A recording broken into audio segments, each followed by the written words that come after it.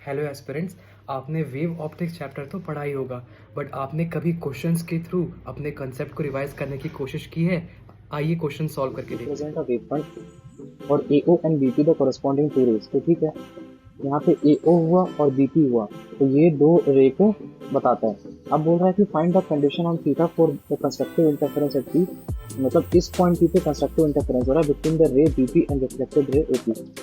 मतलब क्या हुआ पता है कि एक अपने पास क्या गिवन है क्वेश्चन में, एक अपने पास गिवन है कि ये एक रिफ्लेक्टेड रे है, ये आपका इंसिडेंट रे है, ये रिफ्लेक्टेड रे है और ये भी आपका इंसिडेंट रे, और ये दोनों रे एक पॉइंट पे मिलता है, तो यहाँ पे क्या होता है, कंस्ट्रक्टिव इंटरफेरेंस होता है। ठीक है, तो हमसे बोल रहा है कि find the condition on theta for constructive interference, मतलब कि थीटा का रिलेशन बताना अपने को। ठीक है, तो आइए इसको सॉल्व करते हैं।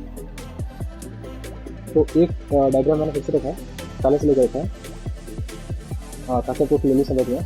देखो, एक पॉइंट तुम याद रखो कि जब भी रे रिफ्लेक्ट होती है, ठीक है, whenever ray is reflected,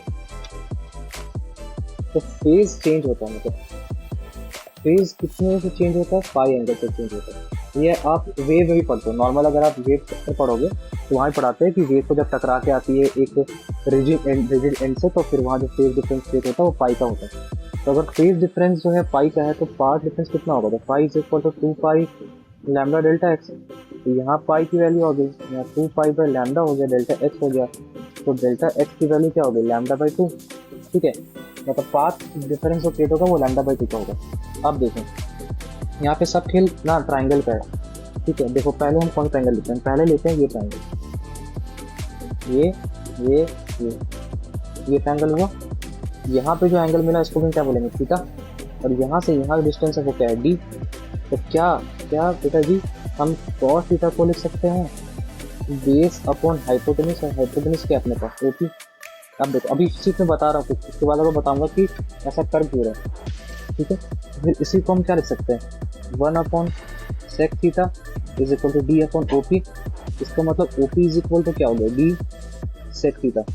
अब देखो, असल में क्या है ना कि जब भी आपको किसी भी पॉइंट पे से यहाँ से भी रे आ रही है, इसको भी ध्यान रखना कि यहाँ से जो एक रे आती है इसको मिलेगी, और फिर यहाँ पे आपका क्या होगा, कंस्ट्रक्टिव इंटरफेरेंस होगा। कंस्ट्रक्टिव इंटरफेरेंस क्वेश्चन में गिवन। तो जब भी होता है ना, जब भी दो रे का कंसेप्ट आएगा, तो आपको हमेशा देखना पाथ डिफरेंस, क्योंकि पाथ डिफरेंस ही आपका फिर उसको कंपेयर करते हैं एन लैम्डा से। ठीक है, क्योंकि हम लोग बताया था कि जब भी पाथ डिफरेंस कंस्ट्रक्टिव इंटरफेरेंस के लिए